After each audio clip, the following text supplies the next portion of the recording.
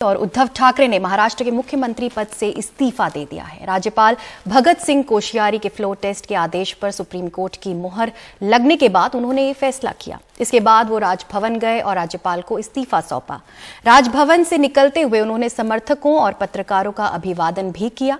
इससे पहले उद्धव ने फेसबुक लाइव पर अपने फैसले का ऐलान किया। जनता को संबोधित करते हुए उन्होंने कहा कि उन्हें मुख्यमंत्री पद छोड़ने का दुख नहीं, दुख इस बात का है जिन लोगों को हमने सब कुछ दिया उन्होंने हमें धोखा दिया और जिन्हें कुछ नहीं दिया वो हमारे साथ रहे। भावुक संबोधन में उद्धव ने कहा कि उन्हें जनता का आशीर्वाद चाहिए और कुछ नहीं। उन्होंने कहा कि हमारे अच्छे कामों को नजर लग गई। बागी विधायकों पर निशाना साधते हुए उन्होंने कहा कि हमने रिक्शे वाले पान वाले को मंत्री बनाया, ये लोग बड़े हुए और हमें ही भूल गए। उद्धव ठाकरे ने कहा कि इन लोगों को जो कुछ दिया जा सकता था वो दिया, लेकिन अब वही लोग नाराज हैं। उन्होंने सोनिया गांधी और शरद पवार का शुक्रिया भी अदा किया। इससे पहले करीब 3.5 घंटे चली सुनवाई के बाद सुप्रीम कोर्ट ने राज्यपाल के फ्लोर टेस्ट के फैसले में दखल देने से इनकार कर दिया था, जिसके बाद गुरुवार को फ्लोर टेस्ट का रास्ता साफ हो गया था। लेकिन उद्धव ठाकरे के इस्तीफे के बाद अब फ्लोर टेस्ट की जरूरत नहीं है। इस बीच उद्धव ठाकरे ने जनता से संबोधन में यह भी कहा कि शिवसेना के समर्थक पूरी तरह शांति बनाए रखें और बागी विधायकों के मुंबई आने पर उनका विरोध ना करें।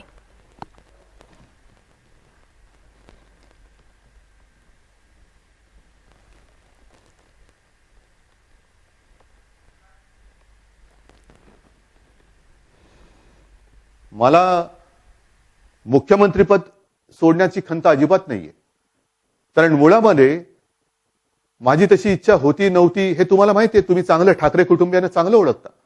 आम्ही कुठेही हापापले होऊन जात नाही। आम्ही जे काय करतो ते साध्या शिवसैनिकासाठी, मराठी माणसासाठी आणि होय हिंदूंसाठी आम्ही करतो। मग उगाच गोळ्याच्या ढेपेला मुंगळा चिकटून बसतो तसं चिकटून बसणारा मी नाही। मी गेल्या बुधवारीच आपल्याला सगळ्यांना सांगून वर्षा हे निवासस्थान, शासकीय निवासस्थान सोडलं, माझ्या मातोश्रीमध्ये आलो, आपल्या मातोश्रीमध्ये आलो। आज मी आपल्या सगळ्यांच्या समोर मुख्यमंत्री पदाचा देखील त्याग करत आहे।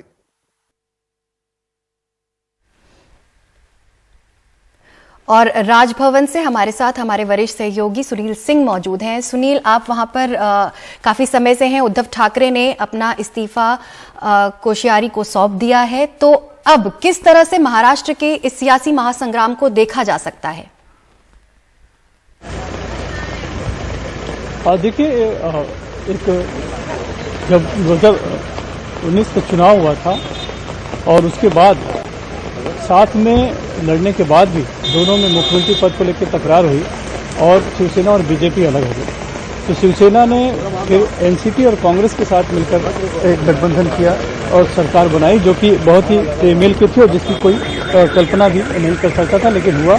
और वो सरकार 2.5 साल तक चली और ऐसा लग रहा था कि ये सरकार पूरा 5 साल पूरा करेगी जिस तरह से चल रही थी। लेकिन अचानक से हमने 22 को देखा कि इतनी बड़ी बगावत हो गई कि एकनाथ शिंदे के नेतृत्व में तकरीबन 34 के करीब विधायक वो सूरत में एक होटल में जाकर पता चला कि सूरत के होटल में ठहरे हुए हैं और यहाँ पर सरकार को भनक तक नहीं लगी।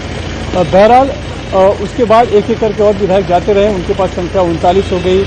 सूरत से वो गुवाहाटी में गए, गुवाहाटी से फिर आज अभी गोवा पहुंचे हुए हैं। लेकिन इस बीच जब संख्या बल नहीं देखा उन्होंने और कल फ्लोर टेस्ट था, उसके बावजूद एक दिन पहले ही मुख्यमंत्री उद्धव ठाकरे ने मुख्यमंत्री पद से इस्तीफा दे दिया। तो ये जो एक गठजोड़ बना था जो कि विचारों से मेल नहीं खाता था, लेकिन उसके बावजूद जो मुख्यमंत्री बने थे वो उस गठजोड़ के साथ थे जब मुख्यमंत्री तो तब भी और अब भी हैं, और उन्होंने जिस तरह से धन्यवाद किया है। लेकिन उनके विधायकों को शायद ये बात रास नहीं आई और ऐसा उनका कहना है, और उनका कहना है कि मुख्यमंत्री मिलते नहीं थे। तो अब जो है वो जो विधायक है, बागी विधायक हैं, जैसा कि उनका कहना था कि शिवसेना ने हिंदुत्व छोड़ दिया है या बाल ठाकरे का विचार छोड़ दिया है, तो अब वो उसी हिंदुत्व के नाम पर यहाँ पर बीजेपी के साथ मिलकर सरकार बनाएंगे। और देश में हम पहली बार देख रहे हैं कि कोई सरकार टूटी है, वो हिंदुत्व के नाम पर कुछ लोगों ने बगावत की है और वो इस बगावत में कहीं न कहीं सफल होते यहाँ पर नजर आ रहे हैं। तो अब जो है कि विचार दोनों के एक हैं, ऐसे जैसे जिस तरह से दावा किया जा रहा है। लेकिन सवाल यह है कि ये जो एकनाथ शिंदे का बागी गुट है, जिसको अब मान्यता लेनी होगी या फिर क्योंकि ये शिवसेना से अलग होंगे। हालांकि अभी तक इनका यही दावा है कि वो शिवसेना से ही जुड़े हुए हैं, लेकिन असली शिवसेना तो हमेशा से बाल ठाकरे हैं, उनके परिवार के साथ ही रहेगी, विरासत तो वहीं से जुड़ेगी, चाहे कितनी भी ये कोशिश कर ले। या फिर ये कहीं फिर से मर्ज होंगे, जैसा कि पहले से बताया जा रहा था, क्योंकि अगर बगावत 2/3 संख्या होने के बाद भी इन्हें जो है कि अलग गुट बनाना होगा और उस गुट को मान्यता लेनी होगी, या फिर किसी पार्टी में जाके उन्हें विलय कराना होगा। तो क्या ये अब किस पार्टी में जाते हैं, क्या जाने की जरूरत है, यानी इस पर भी अब फिलहाल बहस होगी। तो बहरहाल अब नई एक सरकार आएगी इस प्रदेश में और मुख्य देवेंद्र फडणवीस के नेतृत्व में आएगी, जो कि एक कर्मठ मुख्यमंत्री के तौर पे जिनकी पहचान थी, बहुत मेहनत करते हैं, अच्छे वक्ता भी हैं और काफ़ी कुछ प्रोजेक्ट मुंबई के लिए उन्होंने शुरू किया था। हालांकि सरकार बदलने के बाद कई कुछ उसमें से धीमे हो गए और खास करके जो मेट्रो 3 जो है, जो कि अंडरग्राउंड था, जो कि सिख से लेकर कोलाबा तक, उसका जो काम बाधित हुआ, विशेष करके कारशेड का जो मुद्दा जो लटक गया था, क्योंकि वो जो देवेंद्र फडणवीस थे वो आरे में ही कारशेड बनाने को तुले थे, लेकिन बहुत से लोगों ने, पर्यावरण चाहने के प्रेमियों ने उसका विरोध किया था। बाद में अदालत से भी उसके खिलाफ एक निर्णय आया था, लेकिन फिर भी जब सरकार बदली तब उद्धव ठाकरे ने उसे उठाकर विक्रोली में करने का निर्णय लिया ताकि जंगल बचा रहे, लेकिन वो अब तक साकार नहीं हो पाया, क्योंकि उस जगह को लेकर अभी तक मामला लंबित है, डिस्प्यूट चल रहा है। तो अब शायद उसमें एक शायद सुलझेगा वो मामला आगे और शायद वो आगे बढ़े। लेकिन सवाल है कि क्या वापस जो है कि देवेंद्र फडणवीस आर्य कॉलोनी में ही कारशेड बनवाएंगे, जहां पर कि पर्यावरण के जो प्रेमी उन्होंने विरोध किया था, जहां की पर्यावरण को क्षति हो सकती है, वो भी एक सवाल है।